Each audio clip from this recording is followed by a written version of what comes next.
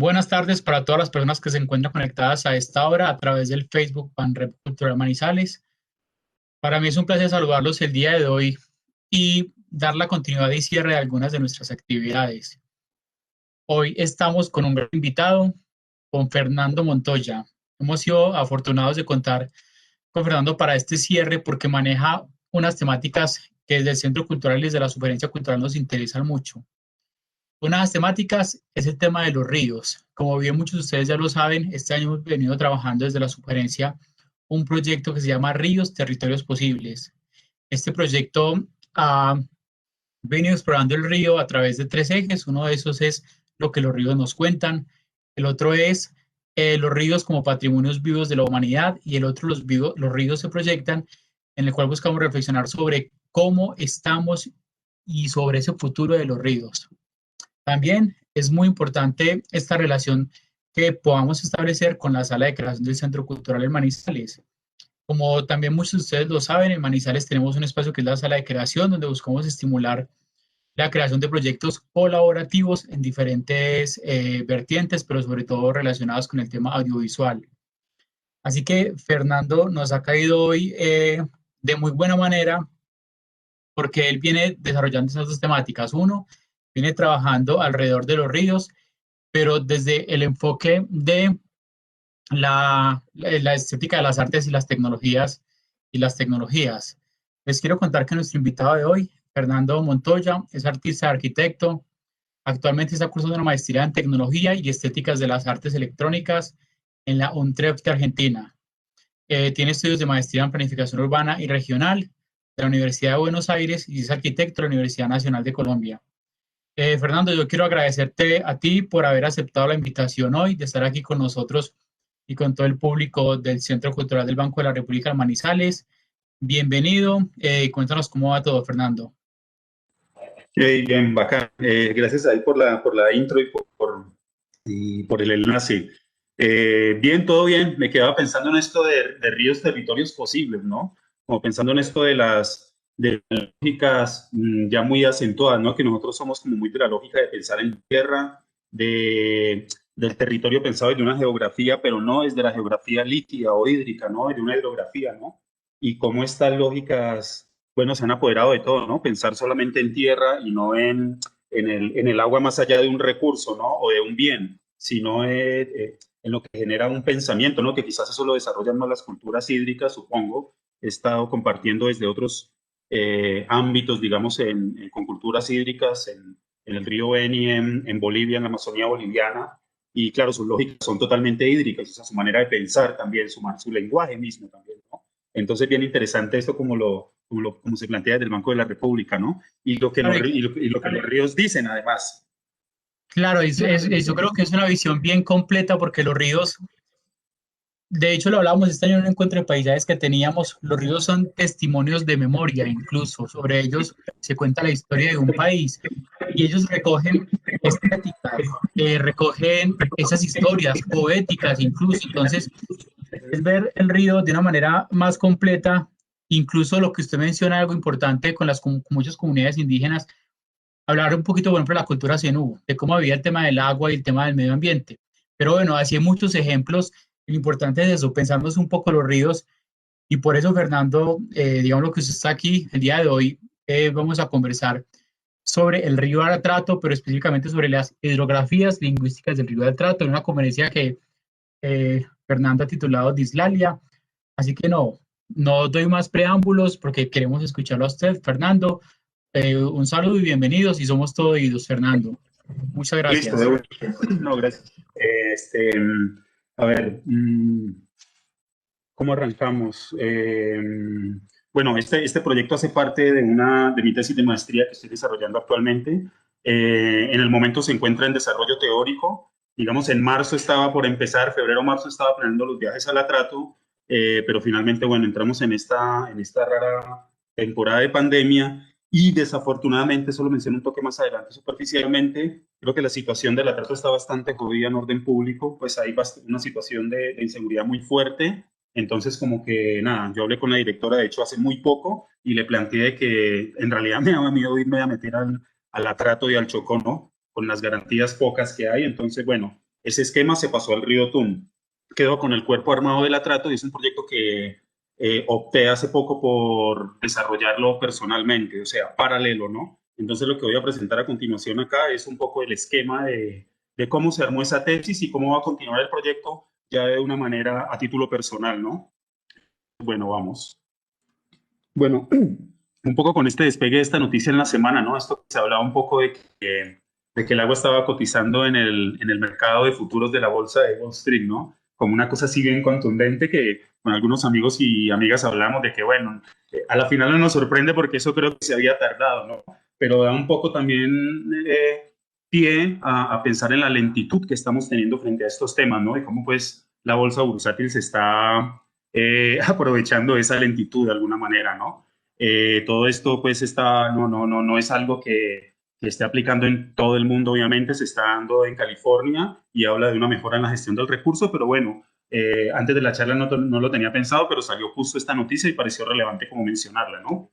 El tema con esto es que cierra precedentes también, a la vez que abre un debate, ¿no? Sobre lo que es el futuro de, digamos, de las aguas, ¿no? Y más allá del futuro, de esta dinámica de apropiación de los territorios, ¿no? Que tradicionalmente fue de tierra, pero digamos como que ahora sí se está reconociendo un sistema hídrico, pero muy seguramente se va a ejercer un control también sobre todo ese sistema o esa hidrografía, ¿no? Bueno, un poco lo que mencionaba, estamos un poco atrasados y a manera de pregunta también. Si estamos atrasados, las políticas son hermosas, el río Atrato es sujeto de derechos, el río Tun, o sea, ya todos los ríos son sujetos de derecho, pero a veces esto se vuelve una cuestión que si bien sienta precedentes de lo legislativo, creo que se queda corta, porque no actúa en muchos otros escenarios, ¿no? Además, bueno, este proyecto Islalia, digamos, básicamente consiste en generar un lenguaje apropiado, un gesto de diálogo, que es algo que desde las artes y desde la arquitectura también lo aprendía un poco tardíamente, lastimosamente, que es más allá del estilo, más allá del nombre, más allá del género de la obra, de lo que trata este cuento un poco es de establecer un gesto, ¿no? El gesto me parece que es lo potente en cualquier tipo de obra, sea fotográfica, sea electrónica, sea pintura, como que el gesto es lo que en realidad es contundente, ¿no? Entonces, basado un poco en esto, el gesto era, recuerdo que la idea de comunicar con el agua fue como una idea muy inocente de alguna manera, ¿no? Entonces, bueno, abocaba a ese gesto de comunicarse con agua, con el agua, en tiempos donde las lógicas de desarrollo y producción se plantean unívocamente desde la tierra y su tenencia, un poco de eso hablábamos ahora, ¿no? Y que esto lo están aprovechando pues obviamente los especuladores inmobiliarios, ¿no? Porque falta mucho trabajo en ese sentido, trabajo que obviamente pues como lo mencionábamos ahí en esta charla más informal, o las comunidades de ribereñas no es porque hayan hecho un trabajo, sino porque reconocen que el agua es un elemento, los ríos son un elemento, un sujeto que hace parte de su cotidiano, ¿no? De sus estéticas, de su lengua y de sus relatos.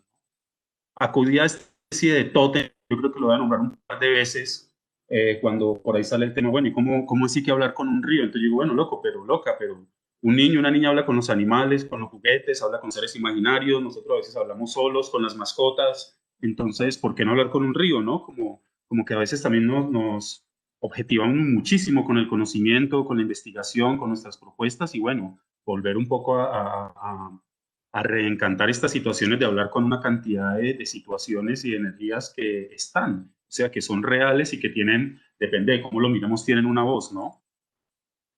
Bueno, ¿por qué no hablar con un río? Y más aún si es sujeto de derecho, ¿no? Un poco esta conversación inicial cuando iniciaba el proyecto es como, bueno, cuando hay un sujeto nuevo o sea, o una persona nueva en el conjunto, en la sociedad, en nuestros amigos y amigas, ¿qué es lo primero que se hace, ¿no? Aparte de lo gestual es entablar un diálogo, ¿no? Entonces, como que salía este argumental también de, bueno, si este río es un sujeto de derechos, entonces hay que generar un diálogo, ¿no? Más allá de un simple papel que diga que hay una ley que lo protege a él y a su contexto biodiverso, se genera la necesidad de generar un tipo de diálogo desde la ficción, ¿no? Esta situación de comunicarse con el entorno inmediato, un poco lo que nombrábamos. Yo inicialmente, mi proyecto de tesis en la época de cursada de seminarios tenía que ver con un tema que había trabajado un par de veces que me gustó mucho, que lo tenía también pendiente desde mucho tiempo atrás, desde los dibujos que hacía, era la comunicación con ballenas, ¿no? Entonces llevé este tema o esta posibilidad de comunicar, de generar otra ficción, que sí lo tengo como un argumento fuerte, de generar una relación entre la migración de ballenas y la migración de humanos transatlántica, ¿no? Un poco la idea inicial era revisar este tema, ver cómo son estas dinámicas de migración, cómo se compone el territorio por donde migran las ballenas y por donde migran, digamos, los seres humanos, ¿no? Que hay toda una geopolítica y hay todo un tema de migrar en tierra y hay todo un tema de migrar en agua, ¿no? Como generando esto. Eso sucedió mientras estaba cursando, digamos, en Buenos Aires, en Argentina, donde estuve 12, 13 años viviendo. Y cuando llegué acá hablé con una amiga, Raiza. Ellos están trabajando un documental que se llama Trato Soy, sobre toda la complejidad, digamos, del río Atrato, toda la política del lugar. Y me empezó a preguntar como cómo se podía trabajar el agua desde el arte. Y entonces, bueno, empecé como a contarle experiencias, a ver artistas, y ella me dice, Peri, ¿por qué no haces la tesis en el río Atrato? Y yo, bueno, dale, genial, a mí me cierra perfecto, así que bueno, fue eso, simplemente cambié el río Atrato por una conversación con una amiga porque me gustó mucho el tema y me parecía que también tenía una connotación política interesante también, ¿no? Que es una de las cosas que también busco desde, digamos, desde el arte, ¿no? Como lo comentaba hace poco, yo estuve con el plan trazado para la visita a Quito y a la Trato, pero bueno, la empecé a pensar muchísimo porque ya creo que todos sabemos cómo ha venido incrementándose los temas de violencia, ¿no? Como que el territorio se está reactivando entre todos estos poderes oscuros y es como medio letal. Entonces, definitivamente hablé con la directora de la maestría para hacer el cambio y pasarme al río Tun, con el cual voy a usar esta estructura similar, pero el trabajo de campo lo haré acá en Pereira, en un lugar mucho más cercano. Acá yo conozco algunas entidades que pueden dar los permisos, así que bueno, es un poco, ¿no? Eh, mm, Esto, ¿no? De comunicarse con otro. Quería mencionar un poco algo acerca de las artes electrónicas, esta combinación de ciencia, arte y tecnología, que a veces incluso para mí también a veces lo es difuso todos estos bordes, y hablar un poco específicamente de obras, situaciones o trabajos que lo que hacen es comunicarse con la otredad, ¿no? Más allá de un discurso hacia adentro, es un discurso hacia afuera, ¿no? Esta cosa de querer comunicarse con entidades que no vemos y de las cuales tenemos una cierta fe, pero no tienen carne ni hueso, ¿no? Básicamente. Entonces, bueno, está este mensaje de recibo que creo que lastimosamente hace poco se cayó se cayó el radiotelescopio, creo que estaba en Costa Rica, y bueno, este mensaje lo arma Carl Sagan y Frank Drake en 1974, envían en una sonda información sobre el planeta Tierra, sobre el ADN, un mensaje construido, no recuerdo, en una cantidad de bits muy, muy baja. Entonces mandan algo de información de lo que es el ser humano, el ADN, la casa que simboliza nuestro hogar. Y ahora veo que parece el símbolo de Gmail, en fin. Entonces, bueno, esta era un poco la discusión en algún momento con algunos amigos y amigas, ¿no? Como si esto está visto desde la ciencia, básicamente, pero yo le veo todo el gesto, que es de lo que hablábamos, hacia el arte, ¿no? Hacia comunicarse con la otredad, ¿no? Esto desde un arte tradicional como es la pintura me parece hermoso. También esto es una obra de Remedios Varo, una mexicana, una mujer asentada en México, que tiene una obra también bastante mística, cargada de fuerza, una comunicación con los astros muy potente. Entonces también como que resaltaba esto de más allá de la técnica, es la necesidad del arte de comunicarse desde el gesto de comunicarse con interespecies, digamos, ¿no? Con otros mundos, ¿no? Y materializarlo en diferentes respaldos. Acá hay un respaldo desde lo científico, acá hay un respaldo desde lo pictórico, y esta obra que es de Marcos Kaiser, él a mí lo que genera es una interacción muy hermosa con el sol, materializando ese movimiento, digamos, a través de un dispositivo. Voy a pasar más o menos adelantado el video.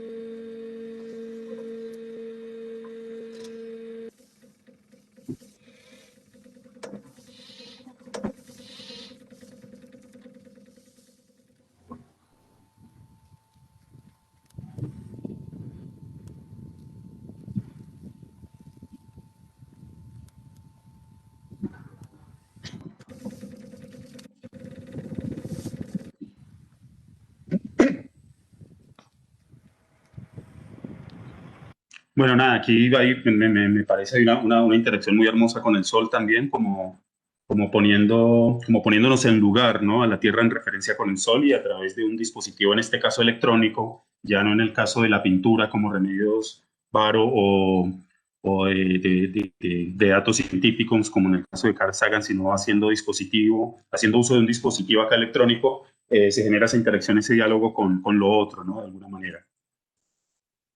En el texto del plan de tesis partía con esto, ¿no? Con un epígrafe. En una orilla debe arder los testimonios del pez y emprendo la huida por Ptolomeo hasta el fondo de las algas. Cada río reconoce el fantasma de su lengua en el mismo cielo hipnotizado, compartiendo ese mismo conjunto, ¿no? Y algo de Neruda que no es de mi total agrado como poeta, pero me parecía muy acertado esto. Pero sé lo que dicen los ríos, tienen el mismo idioma que yo tengo. En las tierras salvajes el Orinoco me habla y entiendo historias que no puedo repetir, como esta sensación de estar muy contenido dentro del agua, ¿no? Como líquido, como material, como filosofía. El río pues como tal y el agua como tal tiene una poética muy fuerte, digamos, en la historia de la humanidad y creo que en esto de Neruda se sintetizaba mucho ese sentimiento, ¿no? Hacia lo que es el río como sea que sea, como agua, como cultura, como conjunto, como hidrografía, como toda esa relación fuerte, ¿no? Que hay hacia este elemento. Leer esta parte que es digamos, la introducción o lo que describe un poco Dislalia, que es el nombre que se le dio a este proyecto de tesis de artes electrónicas, ¿no? Dislalia, hidrografía lingüística del río Atrato, se direcciona a la construcción de un lenguaje electrónico apropiado y hacia una cartografía hídrico-sonora para la comunicación con el río Atrato en su contexto étnico y diverso, altamente afectado por actividades ilegales de minería, entre otras problemáticas de orden público. En tiempos donde el diálogo con el hábitat físico que nos sustenta se hace cada vez más disperso, difuso, así como altamente mercantilizado, y donde las tecnologías representan una carta de soluciones de las problemáticas, en tanto hacen parte de las agencias locales, de las agendas locales, perdón, en temas de desarrollo, pero por otro lado son altas consumidoras de minerales preciosos extraídos del río Atrato como el oro, el coltán, etc. Así la tecnología se nos presenta acá como un urobolus que se consume a sí misma. En ese sentido, dislalia se refiere a un tipo de trastorno, que se manifiesta con una dificultad de articular las palabras, ¿no? Y me parecía como esto, un poco como, bueno, cómo emprender la generación de un lenguaje ficción para comunicarse con un río si mis palabras se quedan cortas de alguna manera, ¿no? En cuanto que lo que tenemos como lenguaje o entendemos como lenguaje es de alguna manera una ficción y una creación demasiado enfocada, ¿no? Muy objetivizada y muy, digamos, capitalizada para un bien único que es comunicarnos a través de la palabra como único recurso, ¿no? Entonces aparecía este tipo de atrofia que se da sobre todo en niños y niñas a una edad creo que de los 7 años, no recuerdo, y se refería a eso, ¿no? Como a la dificultad que hay de articular las palabras, ¿no? Entonces me parecía como una excusa válida para de ahí extraer una manera de comunicarse que no necesariamente implica decir hola, buenas tardes, ¿cómo estás?, ¿no? Eh, y mencionaba esto, lo que corresponde con una disfunción propia de los lenguajes en estos tiempos, donde cada vez más y de manera más acelerada las lenguas y lenguajes son transformados en algoritmos estilizados y sistematizados que varían entre 1 y 0, ¿no? Estamos hablando precisamente de esto, justamente de esto que es una paradoja del lenguaje donde estoy comunicándome a través de un algoritmo, pero en realidad no estoy viendo la gestualidad de ninguna de las personas asistentes y bueno, son como estas paradojas, ¿no?, de comunicación. Finalmente, para mí en este sentido dudaría de que haya una comunicación, ¿no? Porque no sé si hay un feedback en ese sentido, ¿no? Como algo básico de la comunicación, de cierto modo. Pasando un poco esa introducción, un pequeño recorte que habla de la electrónica, que básicamente lo que está haciendo es creando realidades, ¿no? O sea, como que en la época industrial, de alguna manera, todo lo que era la máquina se mostraba como una prolongación directa del cuerpo, ¿no? Apretábamos el botón, movíamos la máquina, se producía, había una cuestión más con el cuerpo, ¿no? Digamos, la tecnología electrónica o esta llamada revolución de estos tiempos es una cuestión mucho más desde lo mental, ¿no? Casi que nuestros deseos quedan expuestos a través de las múltiples plataformas y herramientas que hay. Bueno, un poco esto de encuentro con la realidad de lo virtualizado. Citaba un poco también como argumento a Carl Jung, cuando lo recordaba hablando en una entrevista de la BBC, el tipo respondiendo hacia una pregunta de lo que él consideraba la imaginación, ¿no? El poder de la imaginación. Y el tipo, para mí, Carl Jung resolvía algo que, esta cosa de qué es real y qué no, ¿no? Como que lo resuelve de una manera con el siguiente comentario. El tipo le dice a la persona que lo entrevista, mira esta silla donde yo estoy sentado es real, pero hace mucho tiempo no existía. A alguien se le imaginó, esta silla tuvo que haber pasado por la imaginación antes de ser realidad, ¿no? Entonces como que me parecía que resolvía esa ecuación muy sencilla de si generar un lenguaje con el río es válido, es real o no, ¿no? O sea, como que no sé, me parece que resolvía muy bien ese dilema si es que lo hubiese, ¿no? En ese sentido ya empezamos a hablar en el terreno del lenguaje y el lenguaje de las artes electrónicas. Digamos como que el texto de la tesis de alguna manera ataca también en cierto sentido las artes electrónicas. Es algo pues normal cuando uno cursa o cuando se es arquitecto, sociólogo. Creo que cada entidad de estas tiende a hacerlo y está bueno porque ahí es donde salen digamos, las discusiones y la construcción de conocimiento, ¿no? Notaba eso desde hace mucho tiempo, que las artes electrónicas se van homogeneizando muchísimo. Digamos, las obras robóticas, las obras sonoras tienden a tener un comportamiento muy similar y casi que se convierte en un estilo universal, ¿no? Cosa que pues también era como, o es agradable revisar, ¿no? Y en ese sentido notábamos que ese parecido, esa universalización de la obra electrónica se genera por dos situaciones. Una que tiene que ver con el uso del lenguaje programado y otra que tiene que ver un poco con la utilización de microcomponentes, ¿no? Yo les pido si en algún momento se cae como no tengo feedback, por ahí que me echen una voz, a ver que todo va bien, o más o menos bien. Bueno, Fernando, vamos muy bien. Aprovecho para saludar a las personas que están conectadas e invitarlas a que nos hagan sus preguntas y comentarios a través del chat. Pero no, dale tranqui que estamos súper conectados. Muchas gracias. Listo, perfecto, bien, gracias por el feedback. Digamos, me agarraba de la poética de la obra y los componentes analógicos como el sonido gráfico para hacerle como un contrapeso. Decía, bueno, estamos siendo críticos en cuanto al uso de microcomponentes. ¿Qué se propone? Bueno, trabajar la poética en el relato de la obra. Bueno, estamos trabajando desde el lenguaje programado también. Trabajemos esa misma poética y relato de obra y trabajemos con componentes analógicos como el sonido gráfico, que un poco más adelante vamos a ver de qué va, ¿no? Otro de los elementos digamos que se trabajaría en este sentido es el uso de insumos naturales como el agua, que no muchas obras en formato, digamos, de artes electrónicas suelen trabajar con insumos naturales, entre comillas, ¿no? Y un trabajo en comunidad que está planteado como una situación de deriva, que es lo que le puede dar el giro, digamos, al trabajo también, ¿no? O sea, se va con un trabajo armado, con una teoría, con una serie de dispositivos, pero el trabajo en comunidad a través de los talleres o lo que se decide hacer en la comunidad, porque digamos que es una deriva total, ir a hacer algún laboratorio de robótica, de audiovisual con los chicos y chicas, es lo que le terminaría de dar vuelta al trabajo. En ese sentido, esos elementos que se ponen digamos que se ponen en jaque contra lo que sería la utilización de microcomponentes y un lenguaje programado, que lo vemos mucho en las artes que tienen respaldo multimedial, ¿no?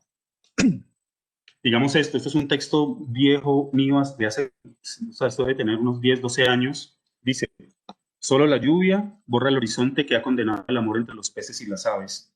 Revisando las pinturas, las fotografías, los escritos, bueno, veo que el agua está muy presente también como una situación personal, ¿no? Quizás asociada pues a todo mundo de todo tipo, ¿no? Desde lo familiar, lo íntimo, hasta lo idílico, poético. Entonces como que de eso también me agarro para construir lo que es una narrativa del río, ¿no? Estos son como los elementos de la poética que empiezan a aparecer en la gestión como tal de la obra y el proyecto, ¿no?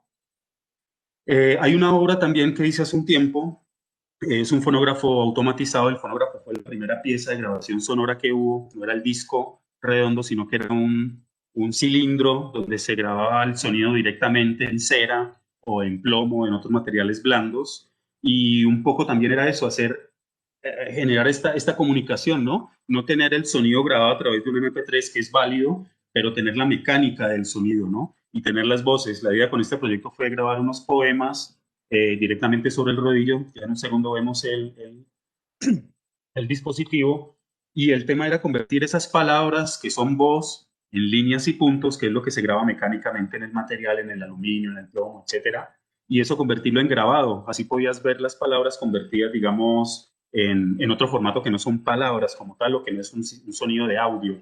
Podías ver el sonido, digamos, materializado. Es algo que no lo vemos muy a menudo. Nosotros lo escuchamos el sonido, pero pocas veces lo vemos hecho materia, ¿no? Esto, digamos, es el resultado de esas líneas de grabación, ¿no? Sobre un material. Ese es el dispositivo que se armó en ese momento. Estaba activado por voz, tenía un sensor de voz, un sensor de sonido que activaba el mecanismo. Acá abajo estaba la aguja y no sé si se alcanzan a ver las pequeñas líneas en el aluminio. El sonido grabado y convertido en líneas y puntos, básicamente, como un LP, ¿no? Entonces son como estas dinámicas, esta manera de obtener insumos, digamos, del sonido, ¿no? De transformar estas cosas invisibles en oro, pensando también en la voz del río a trato, convertir en materia y cómo llevarla así, a generar un lenguaje, ¿no? Desde la ficción como tal. Esto lo paso un rápido. Anteriormente hablábamos de estas dos situaciones que hacen que el arte electrónico se vuelva muy repetido. Una tiene que ver con el lenguaje programado, que es un lenguaje que se aísla de lo emocional, se vuelve casi como como una ecuación, básicamente un algoritmo que solamente tiene que resolverse y generar una estructura lógica, digamos que nada, eso que hay que resolver, y evita toda la otra parte del lenguaje que es la gestualidad, ¿no? Que vemos esto. Nosotros nos comunicamos, por decir algo, en un 70% más con el cuerpo que con lo que dicen nuestras palabras. Esto lo paso rápidamente. Ya son como cosas muy puntuales. Esto de la película Pi, digamos que me resolvía esa pregunta de los lenguajes programados, ¿no? Cuando el tipo está en la película tratando de obtener el algoritmo, y va donde su docente, donde Sol, creo que se llamaba el docente, y le dice que la máquina le bota un error, y él le dice que tenga cuidado, y le tira una teoría que es muy interesante. Le dice que quizás la máquina está compuesta de silicio y cobre, y el error que él cree que es un error es la propia naturaleza del cobre tratando de implementar su propio algoritmo, ¿no? Es un tema así como para darle mucha vuelta. Y bueno, con respecto a los lenguajes programados, definitivamente esto, según Volter, es interesante, que nos plantea que nuestra era no es una era de la poesía, definitivamente.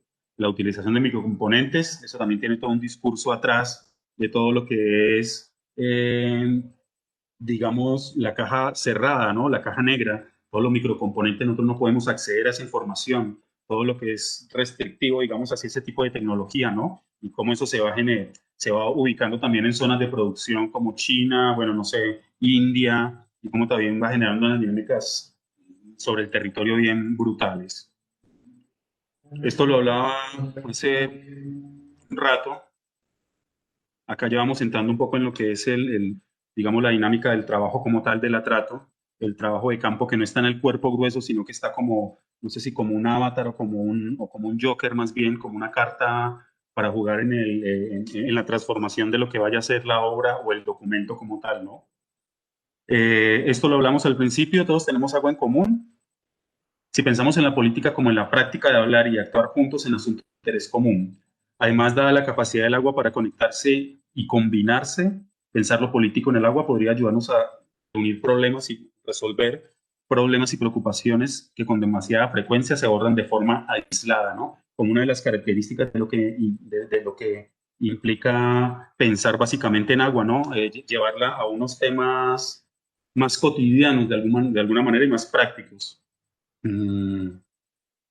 Bueno, Dislalia es de alguna manera un lenguaje sin lengua, es generar símbolos, es escuchar al río, es utilizar de alguna manera la tecnología electrónica y digital para obtener insumos, ¿no? Eso es un poco Dislalia, pensar un lenguaje sin lengua. Vuelve y juega lo del niño y la niña que habla sin necesidad de que eso otro exista, ¿no? Se genera una ficción digamos, de ese lenguaje, ¿no? En los canales tradicionales de comunicación tenemos esta situación, ¿no? El emisor, que en este caso sería el río Atrato, el receptor, que seríamos nosotros, o digamos el público en el momento que se materialice la obra, el código lenguaje, que sería a través de las artes electrónicas, el mensaje que estaría planteado desde una poética, una gestualidad, símbolos, grafos sonoros. Lo grafos sonoros sería un poco lo que veíamos con esa exploración de la obra que es el gramófono, ¿no? Cómo transformar ese sonido en materia, en grafías de alguna manera, en algo palpable y visual, ¿no? Y el canal, que serían un poco los dispositivos de escucha, dispositivos de emisión, que ya los vamos, más adelante los vemos. Eso para generar un nuevo código que que se repetiría, digamos, ¿no? Esa sería como una estructura tradicional del lenguaje y los elementos que se implementaron, digamos, para generar esta ficción del lenguaje con lo que es el río Atrato, ¿no? Tenemos estos dispositivos de escucha, los dispositivos de emisión, y en medio una ficción y una interpretación de datos. Esto sería como la parte del arte, ¿no? Si el río suena a 350 hercios o si tiene una onda alta, larga, aguda, como sea, cómo se interviene y cómo se construye, cómo se traduce eso a través de los dispositivos para generar esta ficción del lenguaje, ¿no? Lo que plantea este trabajo, que como repito, se va a hacer más, o sea, esta tesis mudó al río Tuna en Pereira y esto queda como un proyecto personal a otro plazo. Compartiría esto del trabajo de campo, ¿no? Que es hacer la recolección sonora a través de los dispositivos, escrita, visual y perceptual en general, en el contexto del río, pero también haciendo algo, a ver cómo sería, esta situación, digamos, del explorador o exploradora, ¿no? Que va con sus instrumentos y va midiendo, va viendo los bichos, va viendo las plantas, va viendo el sonido del río, va viendo la intensidad de luz que hay en el momento y se van tomando nota. Solo que acá de alguna manera reemplazaremos ese tipo de utensilios, digamos, por lo que son los dispositivos electrónicos, ¿no? Por las aplicaciones de GPS, por la intensidad de luz o luxómetro y digamos, todos los elementos que hay para capturar esa información durante esa exploración, digamos, ¿no? O sea, la idea es obtener todo el contexto digital, sonoro, a través de un diario de viaje, ¿no? De alguna manera. Esa es como un poco la idea.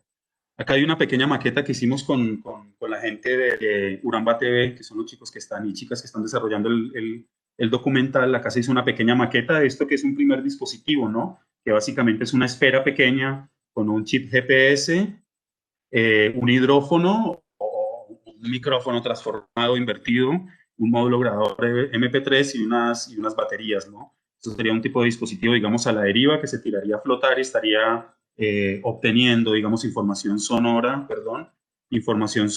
y de ubicación, ¿no? Grabando. ¿Qué onda?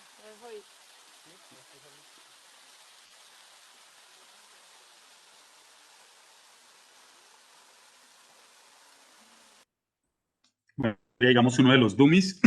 De pronto, para los que no están tan cercanos a lo que son los dispositivos electrónicos, bueno, un GPS tracker se puede comprar. Los dispositivos, lo interesante de eso también es como esta doble postura de que la tecnología no es únicamente de consumo, ¿no? Sino que es propositiva y se puede construir y transformar dependiendo del uso, ¿no? O sea, las aplicaciones son buenísimas. Una aplicación para, no sé, pues esto es un debate, ¿no? Una aplicación para saber dónde estás ubicado te sirve muchísimo, pero yo no sé si un Instagram o un Facebook te puede servir tanto, aunque ahora lo estamos utilizando, pero hay un tipo de tecnología que yo creo que es más de consumo que de algo productivo, ¿no? Entonces, un poco estos dispositivos son dispositivos que fabriqué en su momento para ejercicios teóricos y prácticos. Este, por ejemplo, es un sintetizador que tiene un sensor de proximidad y lo que hace es activar unos pequeños motores, unos servomotor, y lo que hace es perillear, mueve las perillas, digamos, de lo que es el sintetizador, ¿no? Aquí estaba, digamos, testeando el funcionamiento y el dispositivo lo armé con un circuito descargado de internet, con los planos, digamos, como que hice la manufactura a mi estética también, ¿no? A través de un Arduino, digamos.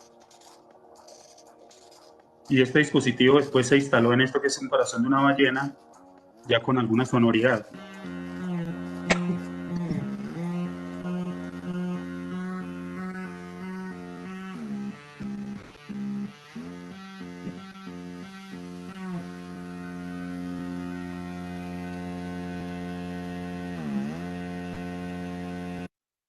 Perdón, el dispositivo anterior estaba también en de prueba, era una escultura, o es una escultura sonora, robótica, con movimiento y sonido, pero bueno, es una manera también como de compartirles digamos, los dispositivos, cómo se pueden armar, dependiendo, digamos, de lo que queramos transmitir, ¿no?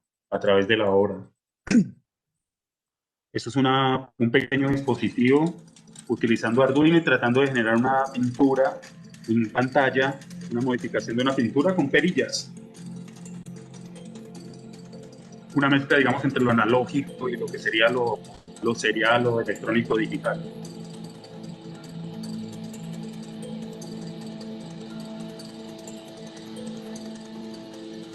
Bueno, repito, esto un poco como para ilustrar pues lo que son esta serie de dispositivos que se pueden armar, que son amplísimos. Dislalia tiene planteado creo que 3 o 4 dispositivos. Francesca B es el dispositivo fijo. Bueno, son nombres que de alguna manera le doy, no tienen mucho argumento, pero todo eso va construyendo, digamos, la obra, ¿no? No tiene por qué tener un gran trasfondo. Me pareció lindo ese nombre, creo que de hecho todos tienen nombres de mujeres, todos los dispositivos de escucha de emisión. Este se trata es similar al que vimos primero, es como una esfera acrílica que lo que va a hacer es convertir el sonido a través de luz. O sea, en vez de tener, el sonido no se va a convertir no va a pasar a un amplificador y a través de una bocina de parlantes, sino que va a pasar a través de un sistema LED. Entonces, digamos, como que aquí entran estos elementos poéticos, ¿no? El sonido ya se está convirtiendo en luz. De alguna manera es como si le quitáramos el sonido y dejáramos solo el ecualizador y las lucecitas, la potencia de la luz, la potencia del sonido transformada en la luz, digamos, del ecualizador, ¿no? Y la idea con esa luz es hacer grabaciones. Un poco más adelante vamos a ver, porque eso ya entraría también en la mezcla con la fotografía, ¿no? Que la fotografía lo que hace es eso, o la solarigrafía lo que hace es eso, es grabar con luz sobre un material que está impregnado con una fotosensible, ¿no? Así que este dispositivo sería un dispositivo fijo, como una boya, que se coloca en el río, y bueno, vamos a tener ahí digamos, una primera materia a través de este dispositivo, ¿no? Nadesha, un dispositivo fijo también. Este va a tener al interior algo no tan rico como el primero, que va a tener esta resina para grabar con luz. Este lo que va a tener directamente es un módulo MP3, que es mucho más sencillo tener que armarlo, con una gran batería, 3 hidrófonos, y lo que va a hacer también es grabar toda esta información, ¿no? Con una cantidad de horas alrededor de 50. Ese es como el reto, ¿no? Cómo generar una grabación continua de 50 horas, ¿no? Tener como una pieza completa de lo que sería el río Atrato. El cálculo de 50 horas creo que lo dice una relación sencilla entre lo que es el recorrido del río a unos 5 kilómetros por hora, cuántas horas se tardaría, ¿no? Entonces, bueno, se hablaba de tener unos formatos de grabación muy grandes para tener una pieza sonora al menos grabada para después intervenirla, de lo que sería el sonido del río Atrato, ¿no? En 50 o 100 horas de grabación, ¿no? Continuas. Estefania 2 es un dispositivo que le juega a la deriva. Se trata de un dispositivo también en este mismo formato, de una pelota pequeña que va a tener un GPS tracker, un grabador MP3, de pronto células solares, celdas solares, y la idea es que este dispositivo se tire a la deriva, o sea, se tire desde Quibdó, desde más arriba de Quibdó, y se suelte para ver el recorrido y estar, digamos, haciendo un seguimiento de por dónde va qué línea marca también, qué nos dibuja también este dispositivo, digamos, en una planimetría, ¿no? Y también poder seguir teniendo ya no este archivo fijo de grabación de 100 horas, sino de un dispositivo móvil también que va a estar generando, digamos, esa grabación. Los dispositivos son de dos tipos. Uno que es de grabación, en ese sentido sería como la escucha, y el otro dispositivo sería la emisión, ¿no? Este es un objetivo ya más pensado para una escala mucho mayor. Digamos que se trataría de una balsa, un dispositivo de más o menos un metro de diámetro, que haría las veces de altavoz. También es algo que se va a soltar a la deriva, ¿no?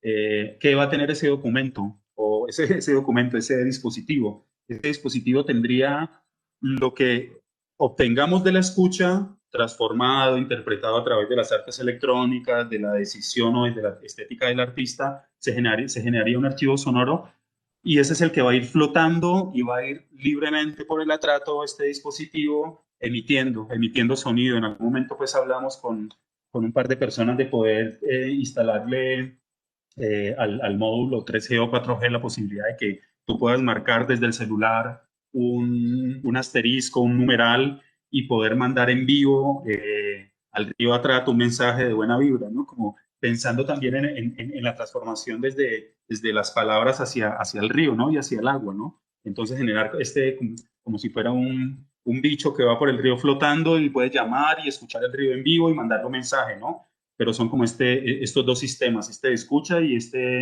Dixie, que sería como el dispositivo, digamos, de, de hacer la vocería, ¿no? De hacer como la respuesta al ritmo. Ya lo escuchamos, interpretamos, ahora le hablamos, ¿no? O le cantamos desde otro punto de vista, depende de cómo se tome el lenguaje, digamos, el lenguaje como tal, ¿no? Ese es uno de los dispositivos que tenemos ahora, el que les decía que algo estaba en la maqueta del video. Agua, la esfera, digamos, de 10 centímetros, 20 centímetros, hermética con un módulo MP3, una línea de nylon con un hidrófono y con un contrapeso al final para que esté fijo, digamos, y para que esté haciendo, digamos, toda esta parte de grabación, ¿no? Un poco esto de grabar con luz sobre materiales, es algo que venía haciendo hace un tiempo, son las solarigrafías, son unas fotografías que se hacen en latas de Red Bull preferiblemente, y solo utilizan papel fotográfico y un agujero. Es una fotografía de larga exposición. Eh, estas fotos tienen alrededor de, digamos, cada línea que ven ahí es un día del sol desde que sale hasta que se guarda, o nosotros dando la vuelta, ¿no? Obviamente. Y cada línea de estas es un día. Así que la solarigrafía es una foto que puede tener 3, 4, 5, un año de exposición. Entonces es una manera muy linda de poder registrar la luz y el movimiento en un formato fotosensible, como en este caso es el papel fotográfico, digamos, ¿no? Esta fue la primera solarigrafía que hice, es de un solo día de exposición, desde 8 de la mañana a 7 de la mañana. Creo que es un día de verano en Buenos Aires, el sol está mucho más alto con respecto a la Tierra, y hasta que se guarda 8 o 9 de la noche, ¿no? Es un poco también para mencionar que esto de que la obra de arte electrónico tiene un respaldo que no está precisamente en los formatos media o transmedia o digitales electrónicos, ¿no? Eso también, digamos, como que suma poder componer este dispositivo de KB, que tendría la resina fotosensible, ¿no? Que sería igual, la misma pelotita hermética al interior con una resina, adentro tendría una luz de LED, y en este hilo estaría, digamos, el micrófono de hidrófono que amplificaría y convertiría, digamos, esta lucecita en una grabación que no sabemos. O sea, esta es la parte, digamos, donde no se necesita que tenga una forma cuadrada, redonda y todo, sino que el ejercicio es experimentar y ver en qué se transforma el sonido, en qué convierte esta resina que es fotosensible, ¿no? Es un poco como estas resinas que se están usando ahora en los plotter. Eso es un poco algo del sonido óptico, un poco como la radiografía, pero esto en el cine, que me lo explicó un amigo que trabaja con el tema de cine, que es como antes se grababa el sonido antes de la cinta magnética, ¿no? Y es un sonido óptico, es hermoso, es la misma grabación de imagen a través de la luz, solo que el sonido acá se transduce en luminiscencia, y eso se graba en el fílmico, digamos. These negatives are combined by ordinary photographic printing to produce the positive print which is used in the theater to reproduce the original waves produced by my voice are transmitted through the air to the microphone, where these sound waves are converted to changes in an electric current. These variations in the electric current are then amplified and used to control the light falling on the photographic film. The light that falls upon the photographic film is in the form of a fine, bright line. The direction is called the sound of the line to move transversely of the track. A record known as a unilateral variable area. Sound records contain photographs is run past a narrow line of light from a fixed source. Me parece hermosa esa manera de grabar el sonido, digamos, sobre papel fílmico, ¿no? Es algo que en estos tiempos se ve descabellado, pero es una tecnología, digamos, sumamente anterior, ¿no? Y tiene como mucha poética todo este sentido de convertir el sonido en luz, ¿no? Estos son, digamos, otros dispositivos que se están armando en este momento. Esto es un hidrófono, o sea, los hidrófonos son sumamente caros. Creo que un hidrófono podemos estar hablando de 3, 4, 5 mil dólares, 10 mil dólares, o sea, pero básicamente es un micrófono para agua de alguna manera, ¿no? Entonces, este tipo de dispositivos sí se armarán, digamos, caseramente con auriculares, bueno, de otra manera, ¿no? Porque acá ya no nos interesa, digamos, en ese sentido, ser científicos en los números crudos y gruesos, ¿no? Nos interesa pues mucho más el gesto, ¿no? Este dispositivo que es para medir el pH del agua, este no lo tengo todavía, el GPS tracker, digamos. Este que se encuentra acá es para medir la intensidad del campo electromagnético, digamos, que es una de las ideas. Vas caminando de aquí a, no sé, estás a 3 cuadras del río, entonces se hace una medición y se toma el campo electromagnético y cómo a medida que te vas acercando al río, cómo va variando ese campo electromagnético, ¿no?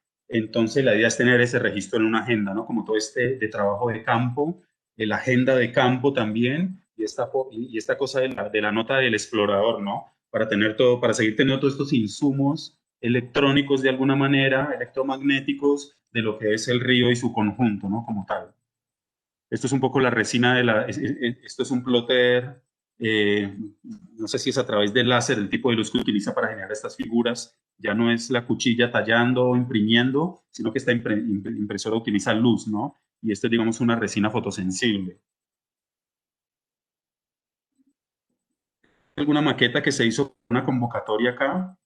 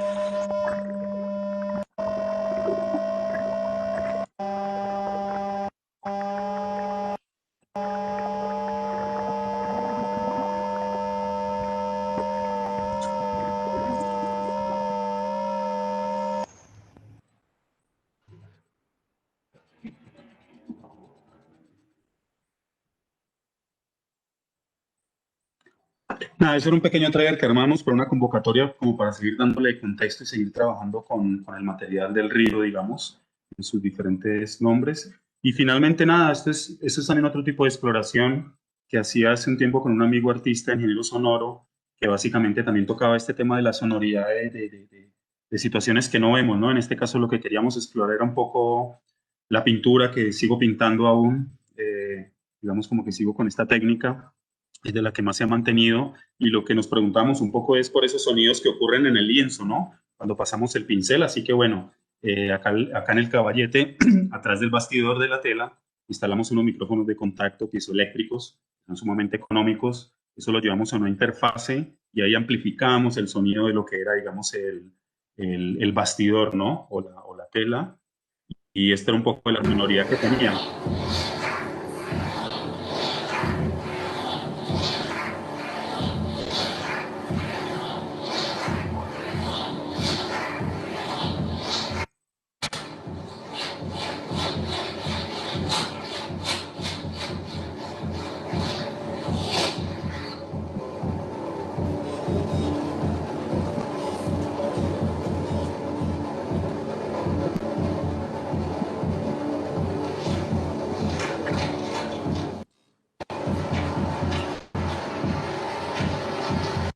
En ese momento en la obra instalábamos una mesa en el lugar donde hizo la performance para que el público, esa mesa, esta es la misma que se ve acá, tenía también amplificado el papel, entonces el público se podía sentar, dibujar, tenía unos micrófonos que se utilizan en estas fiestas de Silent Party también, en 3 canales creo, podía estar escuchando la obra, lo que se estaba pintando en el cuadro, podía escuchar a sí mismo la mesa o podía escuchar la combinación de las dos cosas, ¿no? Entonces se generaba también esto que era como una interacción con el público y una construcción de obra sonora también con ellos en tiempo real, ¿no? De nada, de amplificar estos sonidos que nosotros solemos descartar, porque pues también tenemos un oído educado a escuchar ciertas cosas y ciertas frecuencias, pero no tenemos pues el oído experimentado para descubrir todo este tipo de sonoridades, ¿no? Esto es de la misma obra y estos son algunos, esto es parte de la agenda, digamos, de las grafías, de los dibujos, de los escritos, de las notas.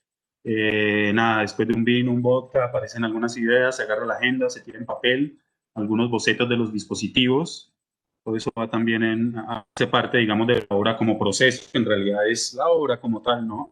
El proceso en este tipo de arte suele ser muy, a veces frustrante porque es complicado hacer funcionar la obra electrónica. Está bueno porque se depende de un contexto amplio de profesionales, ¿no? De amigos y amigas, tienes que recurrir a un programador o programadora, alguien que sabe de cine, alguien que sabe de electrónica, y bueno, tiene muchos componentes, es algo bien interesante desde el arte.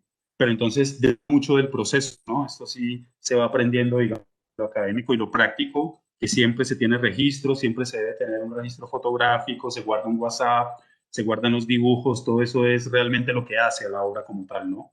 Más allá del producto terminado. Acá abajo preguntando por la ritualidad, digamos, en lo que es el arte electrónico. Esto tiene que ver con el río Atrato, al final, que es poder construir un lenguaje, ¿no? Unos símbolos, unas formas también.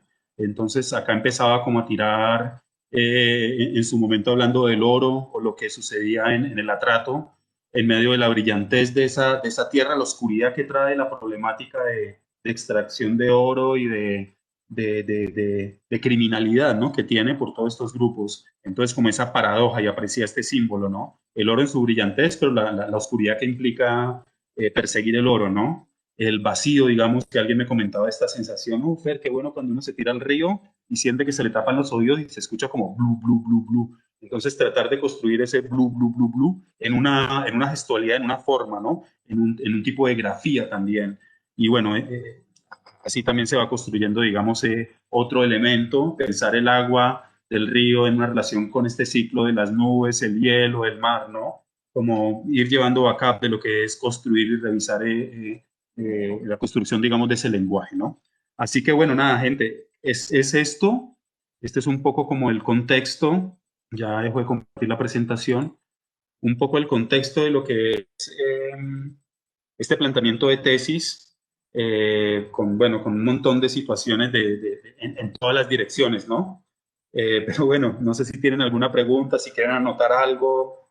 Es un proceso que está por ahora como proceso, como les digo, yo recién empecé a conseguir dispositivos como este sensor de turbidez, que lo que va a hacer es que me va a arrojar unos rangos en números. Esos números yo después, a través de un Arduino, esos números yo los puedo convertir en sonidos. Esos números que son reales, que me van a decir que hay un nivel de turbidez en una fracción de 100 a 150, de 150 a 200, depende de dónde haga el testeo, me van a dar unos números. Esos números yo los puedo convertir de vuelta, como lo veíamos, en luz, los puedo convertir en sonido. Ese sería como el óleo para construir obra, ¿no? Para construir el lenguaje y la voz del río, ¿no? Porque estos dispositivos nos estarían mostrando la información real, electrónica, información científica, que nosotros a través del arte ya decidimos o percibimos cómo transformarla y transfigurarla en lo que sería un lenguaje, ¿no? Fernando, no, pues muchísimas gracias. Realmente estamos aquí bien conectados escuchando. Te estoy conversando con el interno, con mi jefe, porque hemos descubierto aspectos muy importantes de todo lo que nos has contado. Uno, sentimos o nos encontramos con la riqueza del gesto, como usted lo menciona. De alguna u otra manera uno nunca está acostumbrado a ver el río de una manera distinta a la que lo enseñan en casa, es decir, a ver el río como el lugar en el que uno va, hace un paseo, se reúne un rato, tira nado y entonces no hay como una profundidad con esa relación con el río. Entonces nos parece que esa riqueza de poder conectarnos con el río de otra manera o de otras maneras es bien importante. Porque tengo varias preguntas, Fernando, por acá que nos hacen. Una de esas es precisamente frente a esos gestos, y nos dicen que esos gestos nos llevan a descubrir o a mirar las cosas de manera diferente. Y a través de ellos se crean relatos o microrelatos. La pregunta es, ¿cómo llegar con estos relatos a otras comunidades o a otras gentes que no están metidas, digámoslo, dentro del tema del arte, el arte electrónico, sino que son personas que no están conectadas con estas temáticas? ¿Cómo podemos llevar esos relatos a otros lugares? Hay algo con el arte electrónico que, bueno, es algo que está a futuro pensado, que vengo dándole corriente con un par de personas, que es esta posibilidad de trabajar y llevar el arte, llevarlo no en el sentido de llevar, pues porque no se trata de eso. En casi todos los lugares todo el mundo tiene celulares y tiene tecnología, ¿no? En los lugares más recónditos, en la Amazonía de Bolivia todos tenían celular, pero bueno, no había red, etcétera. De cómo llevar la electrónica, cómo trabajar la electrónica con ellos a una línea más allá del consumo. Bueno, me fui un poco, ¿a qué iba? Con otra persona también me decía, mira, hicimos un ejercicio que es una práctica de arte, ¿no? De colocar unos sensores a las plantas y ver que las plantas te envían información, ¿no? Electromagnética. Y me decía que este amigo que lo mostró en una comunidad, y no sé, una comunidad en Vera, que estaban loquísimos. Me decían, buena onda, loco, casi le hacen un altar a ese dispositivo. Y llegamos no a la conclusión, pero llegamos a esto de que decía, claro, es que nosotros estamos desacostumbrados, quizás, era una teoría, ¿no? A pensar que nosotros no queremos que las plantas hablen, entonces es una locura. Pero capaz si ellos vieron que esto además les argumenta que la planta siente y está mandando una información, claro, loco, o sea, ellos lo sienten y lo ven y lo saben, pero ahora se está como materializando en esto, ¿no? Creo que hay una enclave ahí en eso. Si me lo imagino desde la ficción, ¿no? Y desde el relato. Cuando nosotros en Bolivia trabajamos un proyecto audiovisual participativo, yo hice parte, digamos, de ese proyecto, me invitaron para trabajar ahí. El tema era una transferencia de conocimiento de la tecnología del mundo audiovisual, ¿no? Entonces, nada, yo siento que no es un relato que se va a construir para llevar, sino que es una practice de estar allá y ver qué sale, ¿no? O sea, ver con estos dispositivos sencillos que para miran, ¿no? Estando en este contexto, de repente si agarras una pequeña célula, una pequeña celda solar y ves que enciende un LED, o sea, estás potencializando algo que todos conocemos que es el sol, pero que a través de la tecnología te brinda algo más, como un LED que te puede iluminar, ¿no? Como cosas muy sencillas que definitivamente se dan desde la práctica. Digamos, por eso en el trabajo se mencionaba que el trabajo de campo va a ser lo que puede hacer girar eso, es el avatar, el Joker, porque tú tienes una dinámica desde lo teórico armado, pero llegas allá y todo se cae. Pues empecemos, no hay luz, listo, te quedaste sin electrónica. Entonces, bueno, ¿qué se arma desde ahí, no? ¿Cómo esa electrónica y cómo ese relato puede cambiar de formas y cómo se retroalimenta? No creo pues necesariamente que sea necesario llevar un relato, sino más bien en la praxis, ver qué se desarrolla, ¿no? Como tal, este tipo de gestos, que yo creo que son gestos universales, no me cabe duda en que sea electrónico, digital, hablado, cantado, o sea, esto del atrato, ¿no? Estas mujeres que están del agua golpeándola, ¿no? Que están haciendo vibrar el agua y que están mandando el sonido a través o esto de los palenqueros que te tocan este tambor de 5 metros al lado del río para que se vaya la señal por el río. Eso es electrónica, eso es analógica, pero es electrónica. O sea, todo el sonido está utilizando el medio el agua como vehículo, ¿no? Entonces, otra tecnología ahí que la compartimos en un elemento que es el río. Una es con tambor y otra es con un hidrófono. Claro, lo entiendo, Fernando. No es desde una acción colonial de decir, venga, yo les traje esto, miren, miren. No, es cómo se construye de manera colectiva y se explora de manera colectiva. En relación a eso, Fernando, tengo una pregunta por acá que nos hacen, es una pregunta directa para usted, Fernando. ¿Cuál es la importancia de trabajar la relación arte y naturaleza?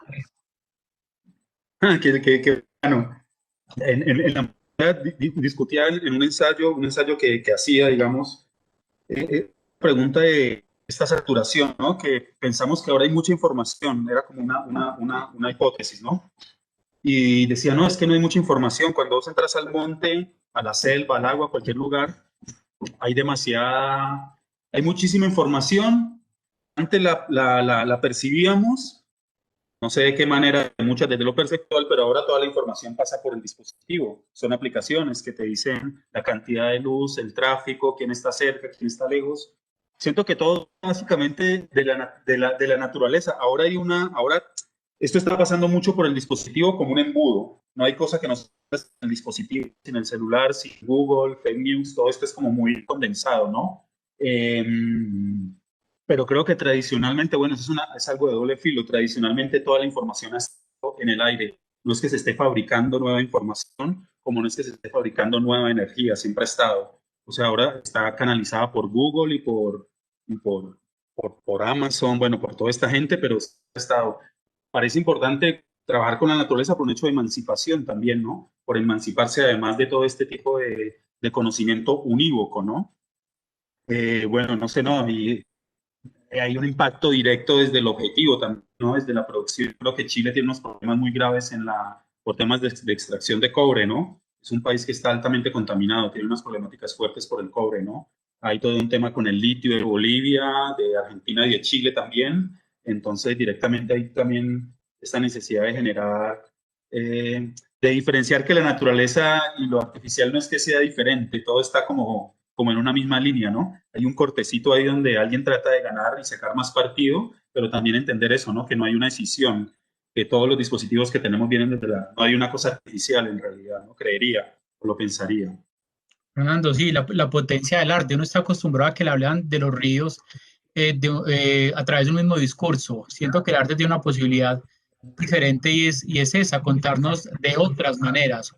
En relación a esto, Fernando, yo veo que, o vemos, que sus proyectos son como al aire libre, por decirlo de esa manera. Estamos pensando con la gerente desde la sala de creación del Centro Cultural, que es un espacio cerrado donde queremos explorar cómo desarrollar más de este tipo de proyectos. Y ella nos hace una pregunta y nos dice que si es posible desarrollar obras de este estilo en espacios creativos como nuestra sala de creación, en un espacio cerrado, en un laboratorio. Pues de hecho, toda la formación que fue en el tramo de la maestría fue, digamos, a espacio cerrado. Sí, pero sí, totalmente. Desarrollar un laboratorio, se puede aprender la tecnología, se pueden hacer interacciones, la información, digamos, de lo abierto está adentro hay luz también, o sea, como que toda esa información está combinada. Sí le veo mucha más fuerza, de hecho, a lo contrario, a tratar de implementar esto en espacios abiertos, en tratar de, más en un país como Colombia, que yo lo siento como muy jodido en estos temas de la apropiación de espacios, ¿no? Como que apropiarse de un parque, no en el mal sentido, sino hacer uso de lo que te pertenece como habitante, hacer uso del campo, de los ríos, es casi que un delito, ¿no? Entonces abogaría más incluso por apretar para que todas estas cosas se vuelvan a lo exterior, al espacio abierto y público, ¿no? No tanto al lugar condensado, cerrado. Una dinámica interesante puede ser esta clásica del recolector, ¿no? De lo que hacían los expedicionarios, los biólogos, biólogas, de ir afuera, buscar insumos, mirar las plantas y luego venir al laboratorio a sistematizar, ¿no? Sería una dinámica válida en ese sentido. No todo es del espacio cerrado, sino al menos hacer esa entrada y salida, ¿no? Sí, Fernando. Fernando, ¿cuál ha sido como el nivel de apropiación o interacción de las comunidades y diferentes personas con las que yo he trabajado? Es decir, cuando usted comparte sus proyectos, uno con la comunidad académica, pero también con las comunidades que están en los ríos, con sus amigos, ¿cuál ha sido como ese nivel de recepción de ellos y cómo se han se han involucrado con su proyecto. Y también qué ha detonado esos encuentros. En realidad tengo muy presente este proyecto que se trabajó en Bolivia, se lo desarrolló una productora que se llama Docuandantes. Bueno, en fin, contexto del proyecto. ¿Qué pasaba ahí? ¿Qué fue una de las primeras cosas que me dijeron que fue un aprendizaje muy grande? Yo veía los productos y decía, wow, estos productos tan raros porque son como muy al margen de lo que uno está acostumbrado a ver de un audiovisual muy bien estructurado y con la cosa, ¿no? Por ahí era un enfoque torcido, por ahí era una narrativa que le faltaba una pata. Haciendo el ejercicio me di cuenta que no importa el resultado, no importa, como que vas esperando algo, pero finalmente lo que importa es haber estado con los chicos y chicas y abuelos contando historias, sabiendo que hay una cámara, sabiendo que el cine no viene de un CD, sino que se construye a través de una cámara y que con un ejercicio que hicimos de stop motion a otra escala se hace una película y el interés de pronto decir, ay, ¿por qué no vuelven y por qué no hacemos una película ya con el celular? Y trabajamos eso. Queda esa cosa que es muy grandiosa, que es más allá de la técnica, la tecnología, el medio, el respaldo, es la interacción directa, porque definitivamente no conoces nada de esas comunidades, uno no conoce nada. Entonces creo que le doy como toda la validez y potencia más allá de a dónde se llegue con eso, al gesto, a la praxis de estar en ese lugar, ¿no? Ya me lo había dicho, el equipo mío era una antropóloga y yo, socióloga. Ella me dijo, entrada Fer, olvídate de tomar notas, olvídate de todo, nos vamos a tomar una cerveza con ellos, vamos a fumar unos cigarros, vamos a escuchar historias y vamos a estar muy atentos a lo que dicen ellos, como ellos a nosotros. De esto se trata este juego. Y los resultados fueron buenísimos. Pues los resultados ya que nosotros teníamos que traer, que eran más formales, documentos, audiovisuales, la experiencia. Pero en el sitio siento que la potencia la tiene eso, poder compartir en ese momento. Es un acto muy fuerte y emancipado y beligerante también en estos tiempos, ¿no?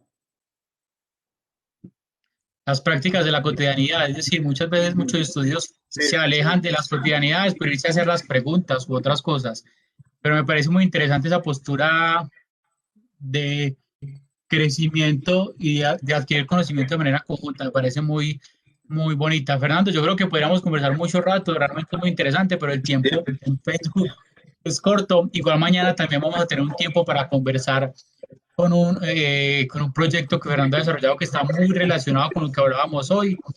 Entonces, no, Fernando, no sé si quieres decir algunas palabras de cierre o algo más ir cerrando, para cerrar. No, no sé nada. Una invitación, por ahí si se puede rotar.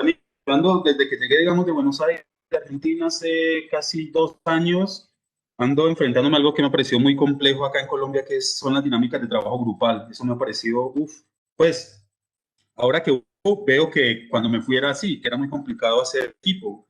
Y creo que estando en Buenos Aires, habiendo tenido esa experiencia, allá se da muy fácil trabajar conjuntamente, ¿no? Más allá de los egos de cada artista y todo lo que sea, hay una permeabilidad, hay una construcción social muy fuerte que se presta a conspirar, hacer algo, bueno, vamos a hacer esta obra. Acá hay una cosa que me ha costado, entonces sí es una invitación a quien quiera en algún momento compartir, tomar algo, charlar. Me parece que se requiere muchísimo eso, que ahí es donde sale una verdadera transformación, donde nos hacemos como personas, ¿no? En esa interacción también, un poco lo que mencionabas, pues con este crecimiento compartido también, ¿no? Entonces sería sobre todo a eso, por acá estamos abiertos, estamos tratando de armar un grupo con un par de amigos y amigas, tratando de empezar a hacer acciones de intervención también, intervención urbana desde el arte. Entonces, nada, sería como una invitación y abierto a eso también, ¿no? Fernando, no, muchísimas gracias. Creo que es una invitación muy válida. Nosotros incluso desde el Centro Cultural venimos fortaleciendo espacios de diálogo en el sentido en que tú lo mencionabas. Tú dijiste algo muy bonito al principio que era como un tótem. Era eso de que nosotros hablábamos con el mismo imaginario, con las plantas, pero nunca hablábamos con los ríos. Y yo creo que es la oportunidad de generar nuevos diálogos con nuestros entornos, y me refiero sobre todo a entornos naturales. Y creo que es una búsqueda que debemos hacer. Y no, Fernando, muchas gracias a ti por tu compañía, por tu conferencia, gracias a todas las personas que están conectadas a través del Facebook Live. Mañana les recordamos la invitación a las 3 de la tarde. Vamos a estar conversando con Fernando en una conferencia que se llama Hidronimia, Pensar en Agua. Entonces, para acá le esperamos. Un abrazo para todas las personas que están conectadas y una feliz tarde. Muchas gracias, Fernando. Ojalá nos veamos mañana también. Bueno, un abrazo y gracias de nuevo.